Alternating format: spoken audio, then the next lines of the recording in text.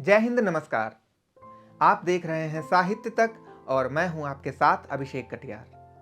स्वागत है आपका हमारी नई किताबों के कार्यक्रम में। यहाँ हम आपको बताते हैं कि आजकल क्या क्या नया लिखा जा रहा है और हमें कौन कौन सी किताबें मिल रही हैं। तो आज मैं आपके सामने लेकर आया हूँ अलग अलग प्रकाशनों से आई कुछ बेहतरीन किताबें। तो इनमें जो पहली किताब है उसका नाम है बहादुर कलारिन। भागवत ने इसे लिखा है, सरस्वती बुक्स ने प्रकाशित किया है और मूल्य है 199 रुपए।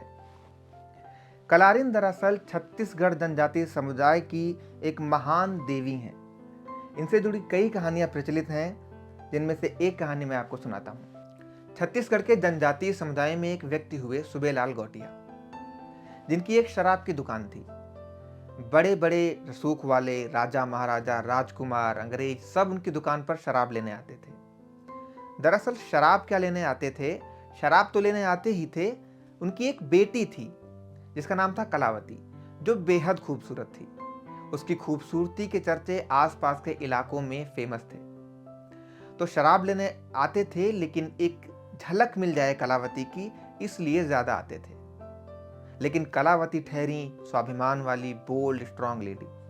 उन्होंने कभी अपने आसपास किसी को फटकने तक नहीं दिया, और अगर कोई प्रेम प्रस्ताव लेकर आता तो उसको दूर से ही मना कर देती।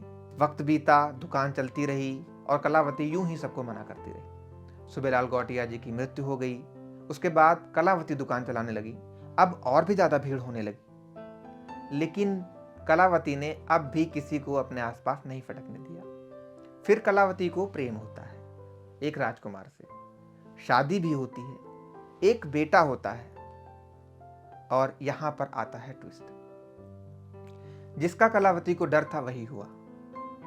उस राजकुमार ने कलावती को छोड़ दिया बेटे के साथ। ये एक धोखा था कलावती के लिए, जिससे वो टूट गई। अकेले ही उन्होंने अपने बेटे का लालन पालन किया, अकेले ही समाज से लड़ी, अकेले ही दुख, दर्द, पीड़ा सब झेली।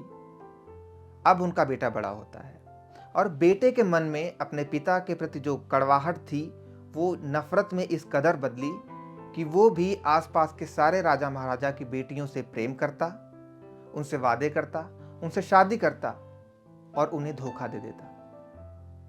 कलावती को जब इस बारे में पता लगा, उन्होंने अपने बेटे को मृत्यु दंड देने का फैसला लिया, जिससे कि पूरे समाज में एक मिसाल कायम हो सके।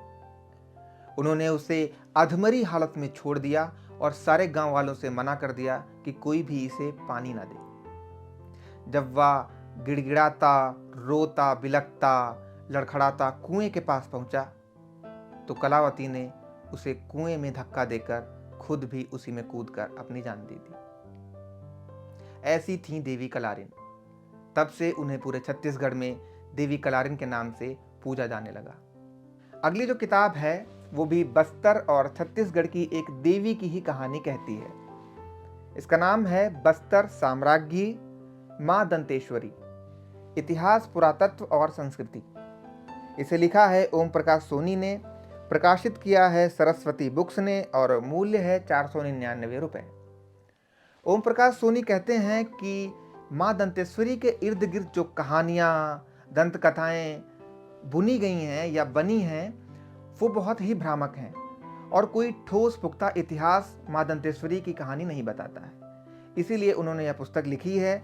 इसमें मां दंतेश्वरी की कहानी को बहुत ही अच्छे और तथ्यात्मक ढंग से दर्ज किया है। अगली जो पुस्तक है उसका नाम है चैत की चांदनी। ये एक कविता संग्रह है, डॉक्टर दिनेश प्रसाद तिवारी का। न्यू वर्ल्ड पब्लिकेशन ने इसे प्रकाशित किया है और मूल्य है 260 रुपए। अगली पुस्तक भी न्यू वर्ल्ड पब्लिकेशन से ही आई है, खिड़की मेरी यादें आपकी। इसका नाम है। दिविक रमेश की संस्मरणों की यह पुस्तक है और मूल्य है 399 रुपए। अगली पुस्तक भी न्यू वर्ल्ड पब्लिकेशन से ही है। यह एक यात्रा वृतांत है NR श्याम का। इसका नाम है कश्मीर जैसा मैंने देखा और मूल्य है 255 रुपए।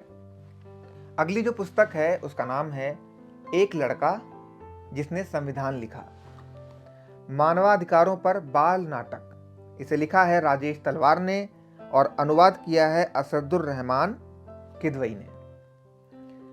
पोनीटेल बुक्स से प्रकाशित है ये पुस्तक और मूल्य है 225 रुपये। जैसा कि नाम से ही जाहिर है कि यह पुस्तक बाबा साहब भीमराव अंबेडकर के जीवन पर आधारित एक नाटक है।